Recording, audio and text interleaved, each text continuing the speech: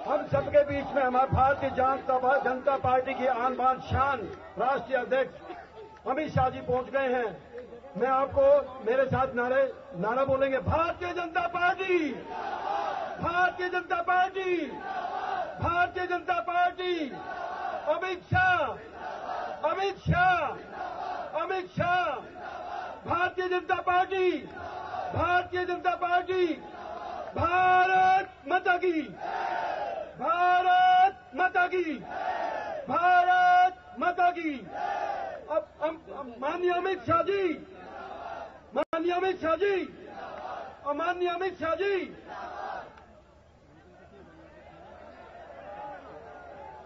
मित्रों, मेरे भारतीय जनता पार्टी के राष्ट्रीय अध्यक्ष अमित शाह जी हमारे बीच पहुंच गए हैं। उनके साथ माननीय विजयवर्गीय जी उनके साथ हैं। उनके साथ हमारे प्रत्याशी उमेश अग्रवाल जी, कुलभूषण जी। मैं अभी कुलभूषण जिलाध्यक्ष जी से करूंगा कि कृपया आए और माननीय अमित शाह जी का स्वागत वाला कार्यक्रम से चालू करें। फूल मालाओं से स्वागत करें।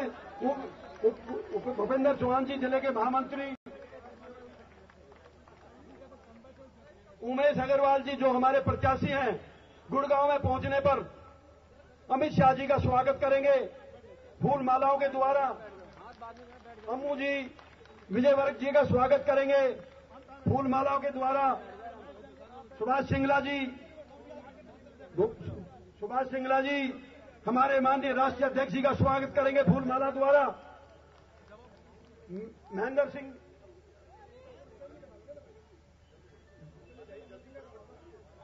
भूपेंद्र जी, संजय बसीन जी भी आए कृपया। हमारे पार्षद मंगत राम बागड़ी जी, उप मेयर भाई भूपेंद्र जी, शशि भूषण जी जो हमारी बहुत ही जुझारू नेत्री है, रश्मि भूषण जी, वो भी उनका स्वागत करेंगे। अनिल यादव जी जिले के महामंत्री है, बहुत जुझारू कार्यकर्ता है और बादशाहपुर विधानसभा के प्रभारी हैं, वो भी स्वागत करेंगे।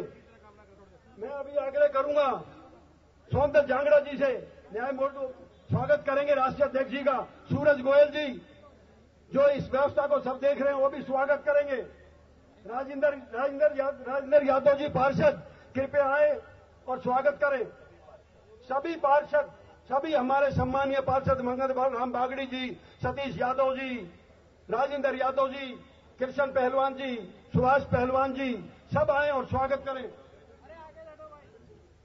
पूर्व मंत्री, हरियाणा सरकार में पूर्व मंत्री रहे डॉक्टर धर्मवीर, वो भी स्वागत करेंगे। जिन्होंने हमारे राष्ट्रीय अध्यक्ष जी का स्वागत किया, कृपया अपना स्थान ग्रहण करें, मंच में व्यवस्था बनाकर रखें।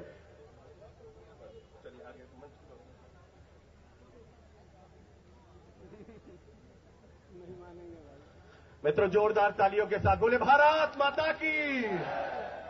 अब हम सब लोगों से निवेदन करेंगे कि कृपया अपना अपना स्थान ग्रहण कर लें।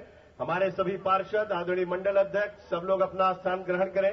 स्वागत समारोह अब यहीं पर समाप्त किया जाता है और इस क्षेत्र के जुझारू और संघर्षशील नेता, जिनको हम सब लोग 15 तारीख को कमल की बटन दबा करके विधायक बनाने वाले हैं, हमारे भावी विधायक आदरणीय उमेश जी से मैं आग्रह करना चाहूंगा कि वो आए और इस क्षेत्र के, अपने क्षेत्र की जनता का स्वागत करते हुए आदरणीय राष्ट्रीय अध्यक्ष के स्वागत करने की कृपा करें। आदरणीय उमेश जी।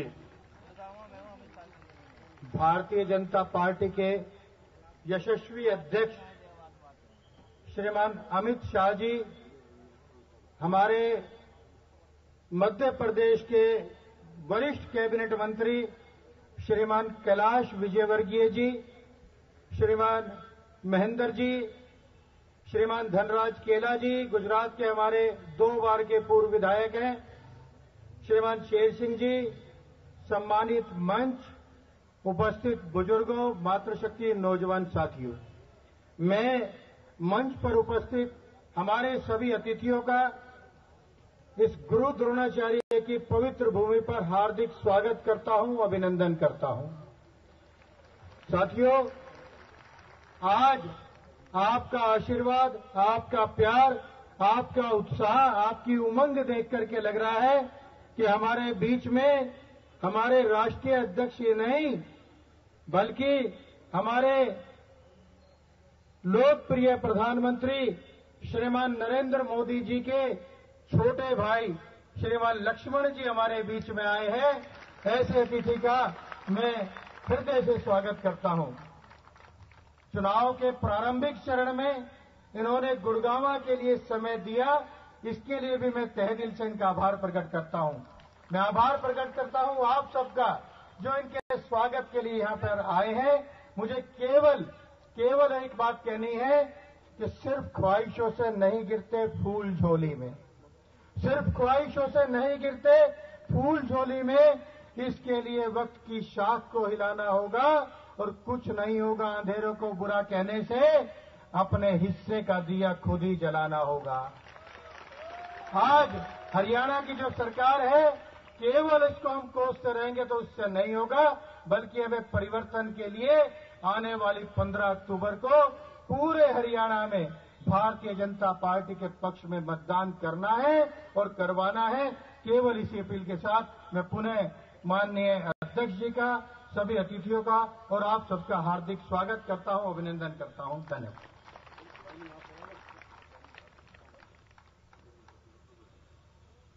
मैं निवेदन करूंगा हमारे बीच में हमारे महामंत्री अनिल जी और भूपेंद्र जी से कि मध्य प्रदेश के अंदर कैबिनेट में मंत्री विजय वर्गीय जी का तुरंत स्वागत करें। और माफी के लिए मैं क्षमा चाहूंगा, एक बार तुरंत आए और स्वागत करें। भूपेंद्र चौहान जी और अनिल यादव जी तुरंत। भारत माता की। हमारे अतिथि हैं आज बहुत सारे हमारे अतिथि भारतीय जनता पार्टी ज्वाइन कर रहे हैं। उन सबको केवल एक एक व्यक्ति को जो प्रमुख है उनके सभी सहयोगी कृपया उनको मैं आज भारतीय जनता पार्टी में शामिल करवा रहा हूं और श्रीमान कैलाश विजयवर्गीय जी उनको पटका पहना करके उनका स्वागत करेंगे। सबसे पहले श्रीमान बाली पंडित जी जो हरियाणा जनहित कांग्रेस के गुड़गांव विधानसभा के अध्यक्ष हैं, अपनी पूरी टीम के साथ आज भारतीय जनता पार्टी में शामिल हो रहे हैं, तो कृपया मंच पर आए। श्रीमान अशोक दीक्षित जी जो उपाध्यक्ष हैं वो कृपया मंच पर आए। श्रीमान अमित राव जी जो कांग्रेस के वाइस प्रेसिडेंट हैं, वो कांग्रेस छोड़ करके भारतीय जनता पार्टी में शामिल हो रहे हैं, वो मंच पर आए। श्रीमती संगीता गुप्ता जो महिला जनहित कांग्रेस की जिला अध्यक्ष हैं, वो आज भारतीय जनता पार्टी में शामिल हो रही हैं अपने सभी साथियों के साथ, कृपया वो मंच पर आए। श्रीमान पीएल कटारिया जो अन्ना हजारे जन आंदोलन समिति के अध्यक्ष हैं, वो कृपया मंच पर आए। Shri JS Maratha senior advocate है जो सुप्रीम कोर्ट के कांग्रेस के प्रदेश के सदस्य हैं, कृपया वो मंच पर आए।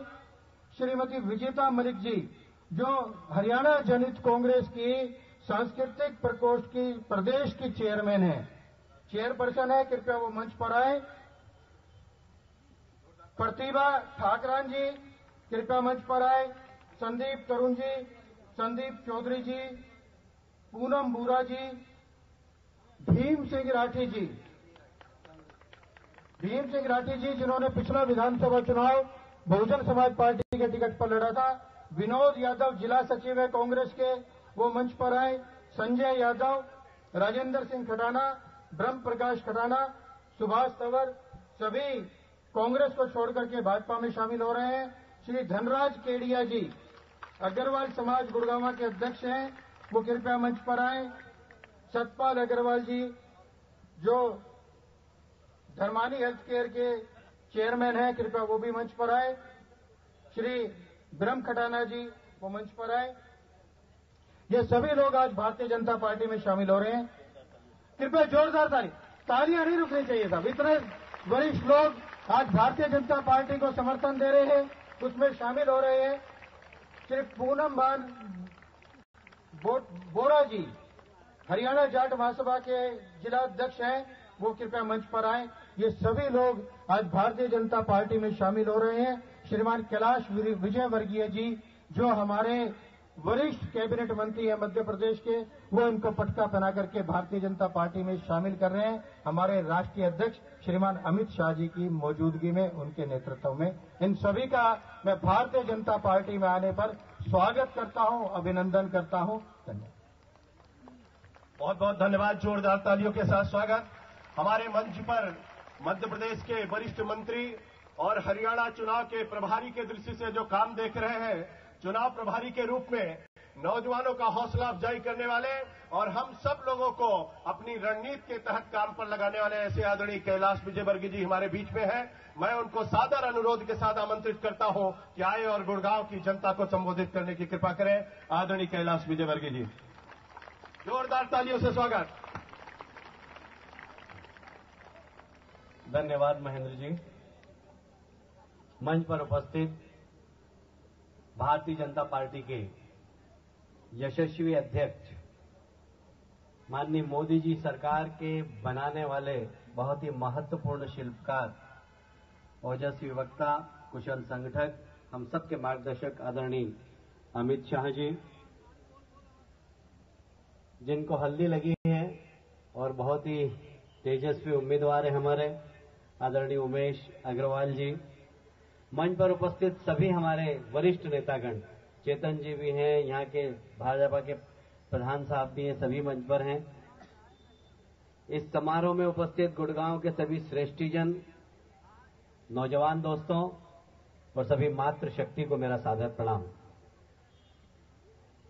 हम जिस सभा में जा रहे हैं, जहां पर भी अमित जी के साथ जाना हो रहा है, सैकड़ों की संख्या में, हजारों की संख्या में लोग भारतीय जनता पार्टी के प्रति अपना विश्वास प्रकट कर रहे हैं, नरेंद्र मोदी जी की तरह अपना विश्वास प्रकट कर रहे हैं और भारतीय जनता पार्टी का परचम लहराने के हरियाणा में शपथ भी हमारे साथ ले रहे हैं।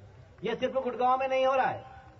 आज की हमारी तीसरी सभा है और यदि तीनों की संख्या में जोड़ूं तो लगभग 5000 से ज्यादा लोगों ने आज तीनों सभा में भारतीय जनता पार्टी की सदस्यता ग्रहण की है। ये भारतीय जनता पार्टी की तरफ जनसैलाब क्यों आ रहा है? ये भारतीय जनता पार्टी के तरफ सब पार्टी के लोग, ऐसा नहीं कि कांग्रेस से आ रहे हैं, ऐसा नहीं कि इलनों से आ रहे हैं, विभिन्न पार्टियों से लोग भारतीय जनता पार्टी की तरफ इसलिए आ रहे हैं कि इस देश ही नहीं दुनिया की आशा की किरण, यदि कोई नेतृत्व हमें दिखाई देता है, दुनिया की बात कर रहा हूं मैं, वो नरेंद्र मोदी जी है और उनके नेतृत्व के प्रति आज सारे देश ने, दुनिया की भी नजर है। मैं बहुत लंबा भाषण नहीं दूंगा, आपके और अमित जी के बीच में ज्यादा समय लेना नहीं चाहता, पर मैं आपसे एक दो बात करता हूं। अभी पिछले 3-4 दिन के घटनाक्रम, 2-3 बड़े महत्वपूर्ण घटनाक्रम हुए। एक घटनाक्रम हुआ तमिलनाडु की मुख्यमंत्री जी को सजा हो गई अनुपातहीन संपत्ति के कारण। फिर मुझे एक पत्रकार ने इतने सारे कागज दिए, बोले यही कि यही केस, इतने ही केस चौटाला जी के ऊपर भी है, उनका केस भी विचाराधीन है। मेरी उनके प्रति सहानुभूति है, वो अभी जेल में है, पर ये जो जेल में है वो प्रकरण दूसरे है, वो नौकरी बेचने के हैं। देश के अंदर कहीं पर नौकरी नहीं बेची जाती, पर हरियाणा प्रदेश मैंने आकर देखा या नौकरी बेचते हैं और कोई नहीं बेचता, मुख्यमंत्री बेचते हैं। बड़ा अजब प्रदेश। नौकरी बेचे वहां तक भी ठीक है। मैंने अद्भुत यहां के कारनामे सुने, गुड़गांव में मुझे लोगों ने बताया। अमित जी, आपकी भी जानकारी के लिए बताना चाहता हूं, मुझे बड़ा आश्चर्य हुआ कि इन लोगों की सरकार के वक्त कोई मंत्री यदि अपना शेयर वहां नहीं जमा करता था तो बकायदा मुख्यमंत्री निवास में बुलाकर उनके परिवार के लोगों के द्वारा मंत्री जी की पिटाई की जाती थी। ये मैंने न कहीं सुना न देखा। ये हरियाणा में एक अजब प्रकार का अनुभव प्राप्त हो रहा है मुझे। मतलब ये हरियाणा बड़ा अजीब प्रकार की राजनीति है।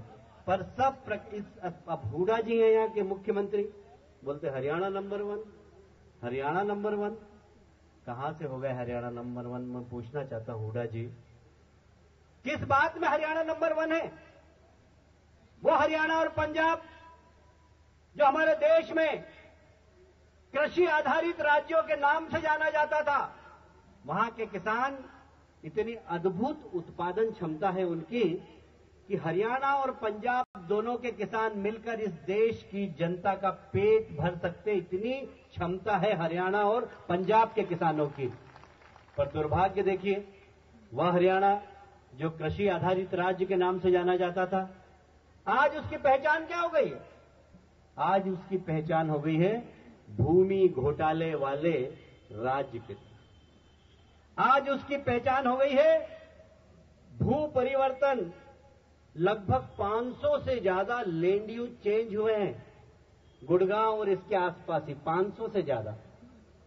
मास्टर प्लान की धज्जियां अगर देश के अंदर किसी राज्य में सर्वाधिक हुई है तो वह हरियाणा के अंदर। क्या हुड्डा जी, आपका हरियाणा इस बात में नंबर 1 है? किस बात में नंबर 1 है? सबसे ज्यादा असुरक्षित लोग गुड़गांव के अंदर है। अमित भाई, मैं तो धन्यवाद देना चाहता हूं। मैं उद्योग मंत्री था, उद्योग मंत्री था तो गुड़गांव और हरियाणा की लगभग 15 आईटी कंपनियां और कॉटन इंडस्ट्री मध्य प्रदेश में आई। इसलिए आई कि यहां का लॉ एंड ऑर्डर खराब है, यहां पर आदमी सुरक्षित नहीं है, यहां माफिया राज है। अपनी इंडस्ट्री छोड़कर उन्होंने मध्य प्रदेश में इंडस्ट्री डाली।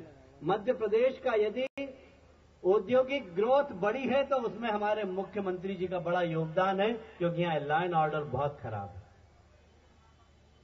किस बात में हरियाणा नंबर 1 है?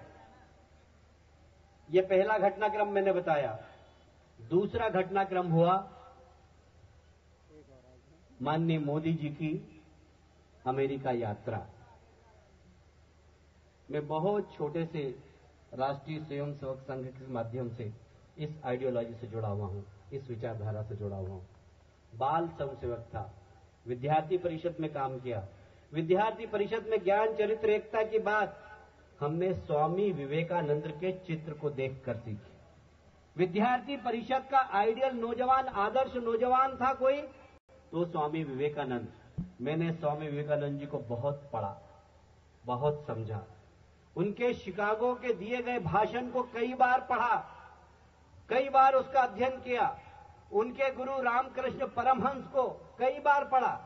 वेलूर मठ पे जाकर वहां पर मैंने साधना भी की। मैं इतना परम भक्त हूं स्वामी विवेकानंद का, पर स्वामी विवेकानंद को मैंने देखा नहीं, कभी नहीं देखा। आपने भी किसी ने नहीं देखा होगा, पर पता नहीं परसों रात को 2 बजे जब मैं टीवी खोलकर नरेंद्र मोदी जी के अमेरिका में दिए गए भाषण को देख रहा था तो मुझे लगा कि शायद स्वामी विवेकानंद ने भी इसी प्रकार शिकागो में अपनी बात कही होगी। छाती फूल गई एक भारतीय होने के नाते। घमंड आ जाता है नरेंद्र मोदी जी को देखकर। आज देश की 125 करोड़ जनता का जिस प्रकार मान सम्मान नरेंद्र मोदी जी ने दुनिया के अंदर बढ़ाया है, आजादी के बाद वो पहले प्रधानमंत्री हैं जिन्होंने इस प्रकार का मान और सम्मान बढ़ाया है। अरे जापान गए, जापान में हमने जाकर देखा, जापान के प्रधानमंत्री उनको एयरपोर्ट पे लेने आते हैं। देश के संबंधों के बीच में एक प्रोटोकॉल होता है। जब भी कोई कंट्री हेड किसी दूसरे देश में जाता है तो उसका कंट्री हेड वेलकम करने नहीं आता, उनके द्वारा निर्धारित प्रोटोकॉल वाला मंत्री लेने आता है। पर नरेंद्र मोदी जी इतनी बड़ी शख्सियत है कि जापान जैसा ताकतवर देश का प्रधानमंत्री हमारे प्रधानमंत्री जी को लेने एयरपोर्ट पे आता है। और न सिर्फ एयरपोर्ट पे आता है, हम कभी जयपुर जाते हैं और किला देखते हैं तो एक गाइड करते हैं। वो गाइड हमको बताता है यहां पे रानी साहब बैठती थी, यहां पे राजा साहब बैठते थे, यहां पे तानसेन संगीत सुनाते थे, यहां से रानी साहब सूर्य को पानी देती थी। एक गाइड दिखाता है कि नहीं?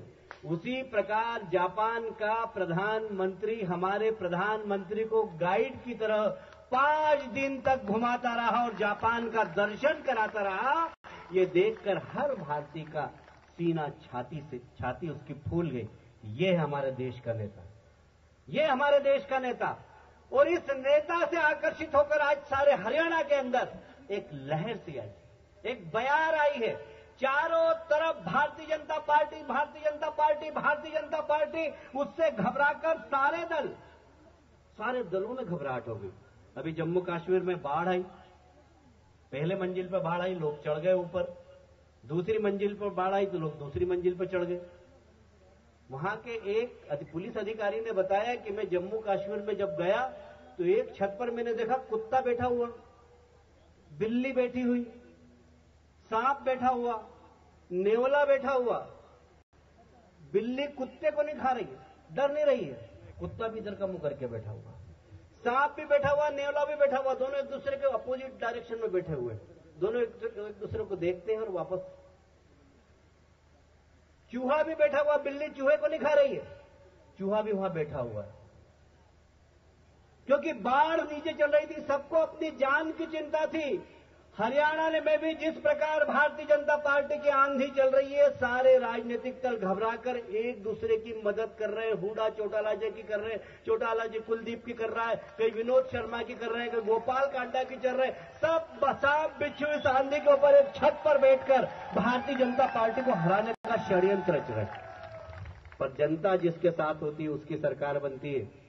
हमें गर्व है, हमें फक्र है, इस देश के अंदर नरेंद्र मोदी जी के नेतृत्व में जहां देश की जनता ने उनको केंद्र में भेजा है, हमें विश्वास है कि हरियाणा की जनता उससे ज्यादा वोट से भारतीय जनता पार्टी की सरकार हरियाणा में बनाएगी।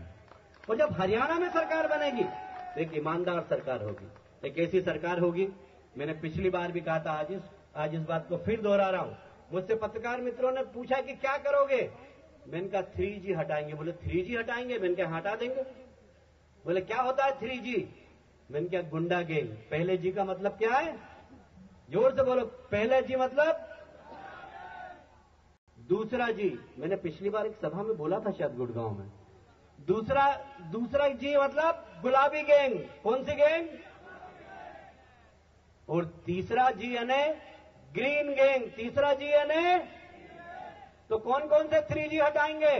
पहला, दूसरा, तीसरा, तीनों जी हटाना, 3G हटाएंगे। और लाएंगे क्या? 2G। मालूम है? 2G लाएंगे। Good governance. ताली बजाकर उस नौजवान का स्वागत करो। गुड गवर्नेंस लाएंगे।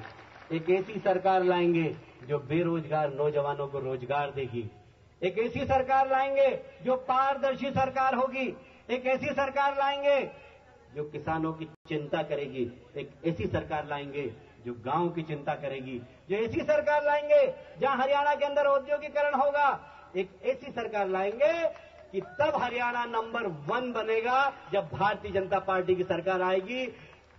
मेरा दावा है कि जिस तरीके से जनसैलाब भारतीय जनता पार्टी से जुड़ रहा है, अमित जी ने हमें 60+ का टारगेट दिया है। हम इसको जंप करके 75 सीट जीतकर हरियाणा में इतिहास रचाएंगे। यही निवेदन करते हुए अपनी बात समाप्त करता हूं। भारत माता की जय। कार्यकर्ता मित्रों, निश्चित रूप से गुड़गांव से भी एक कमल का फूल जाएगा। मैं आदरणीय कैलाश जी को विश्वास दिलाता हूं।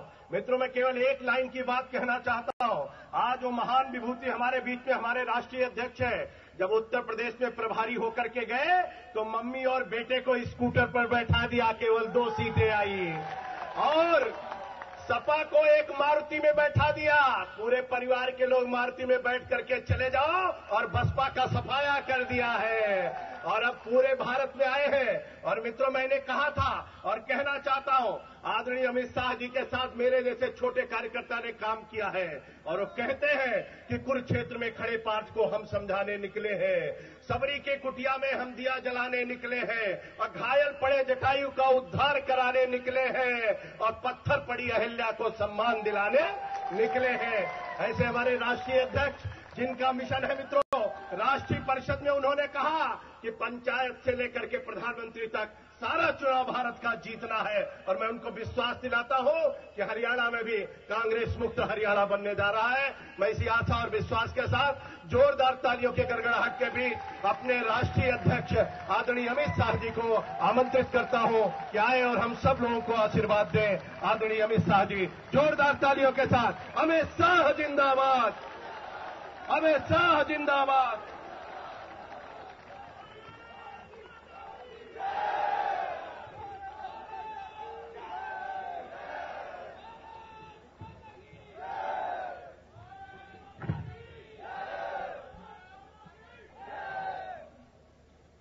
भारत माता की। मंच पर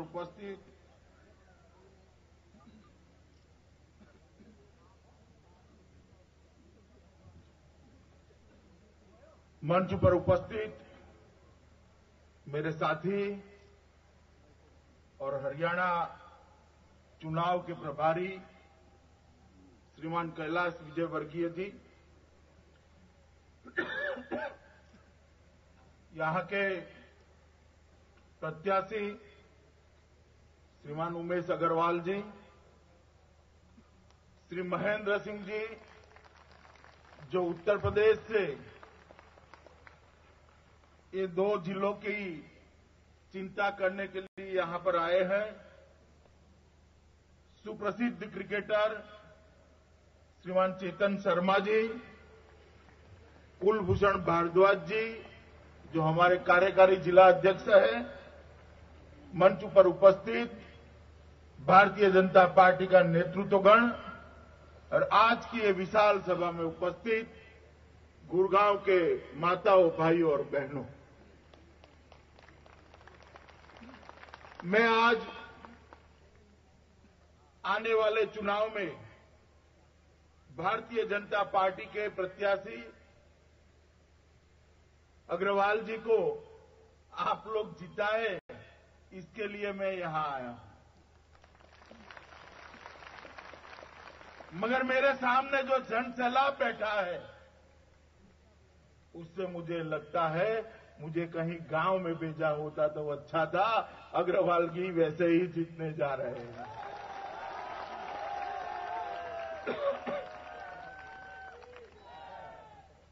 मित्रों, सबसे पहले मैं भारतीय जनता पार्टी की ओर से पूरे हरियाणा की जनता का हृदय से आभार मानना चाहता हूं, क्योंकि कुछ ही महीने पहले हम सब भारतीय जनता पार्टी के कार्यकर्ता हरियाणा की जनता के सामने आए थे और कहा था कि एक बार हरियाणा की जनता देश में भारतीय जनता पार्टी की सरकार बनाने का मौका दे। भारतीय जनता पार्टी 8 सीटों पर हरियाणा में चुनाव लड़ी थी और 8 में से 7 सीट हरियाणा की जनता ने मोदी जी की झोली में डाल दी।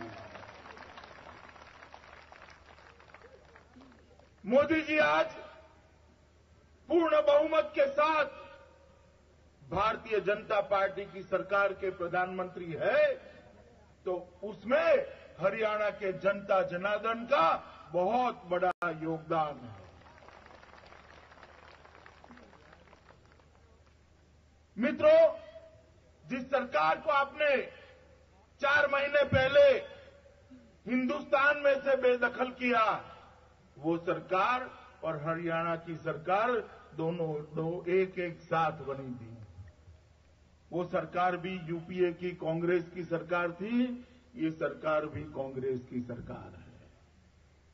मित्रों, जिस तरह से 10 साल तक देश पर यूपीए के और हरियाणा में कांग्रेस की सरकार ने शासन किया है, इस सरकार को एक क्षण के लिए भी शासन में रहने का अधिकार नहीं है। यूपीए की सरकार जब चल रही थी तब यूपीए 1, यूपीए 2 दोनों राज्यों में दोनों समय में इतने सारे घोटाले हुए कि मानो सरकार का नाम यूपीए की सरकार की जगह, मनमोहन सरकार की जगह घोटालों की सरकार पड़ गया। इतने सारे घोटाले। कॉमनवेल्थ गेम, उसमें 60,000 करोड़ से ज्यादा का घोटाला हुआ। हेलीकॉप्टर खरीद किए तो उसमें भी घोटाला हुआ। टैंक परचेज करी तो उसमें भी घोटाला हुआ। शहीदों की विधवाओं के लिए एक आदर्श कोऑपरेटिव हाउसिंग सोसाइटी बनी तो उसमें भी कांग्रेसी शहीदियों की विधवा के फ्लैट लेकर चले गए। 2G में घोटाला हुआ, इसरो में घोटाला हुआ और अंत में कुछ बाकी रह गया था तो कोयले में भी घोटाला कर दिया। मैंने कोयला शब्द सोच समझकर अंत में कोयला घोटाले की बात करी है।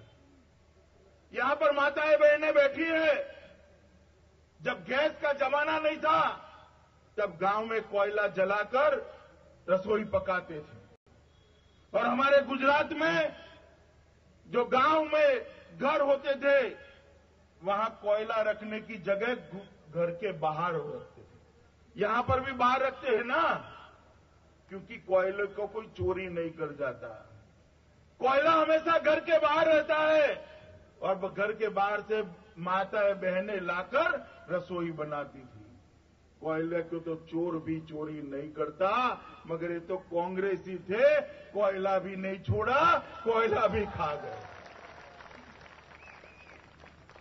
भारत की सुप्रीम कोर्ट ने जजमेंट देकर सभी के सभी सौदों को रद्द करना पड़ा है, सभी आवंटन को रद्द करना पड़ा है। इतने रुपयों का घोटाला किया कि जिसका कोई हिसाब नहीं, कोई हिसाब नहीं। और मैं नहीं मानता कि सारे घोटाले पकड़े गए होंगे, मगर जो पकड़े गए हैं वो घोटालों की अगर मैं सूची भी आपके सामने पढ़ने के लिए बैठूं तो 7 दिन की भागवत सप्ताह का समय भी कम हो जाए, मगर इनकी घोटालों की सूची कम न हो। ऐसी स्थिति सिर्फ घोटाले की बात जाने दीजिए, देश की सरहदों की सुरक्षा के लिए ये सरकार किंचित भी चिंता नहीं करती। कभी चीन घुस जाता था, कभी पाकिस्तान घुस जाता था, कभी कोई कुछ कर देता था, कभी कोई कुछ कर देता था। और संसद के अंदर रक्षा मंत्री कहते थे कि हम देख रहे कि 7 अर्थ में क्या हुआ है। उनको मालूम भी नहीं होता था देश की सरहदों की सुरक्षा करने में ये यूपीए सरकार विफल रही थी। महिलाओं की सुरक्षा इतनी नीचे गई कि गुड़गांव और दिल्ली जैसे शहरों में मां बहनों का जीना नामुमकिन कर दिया। मित्रों, आंतरिक सुरक्षा में भी पूरे देश के अंदर बेइंतहा डिटोरिएशन हुआ। मंत्रियों के बीच में कभी बात ही नहीं हुई। वित्त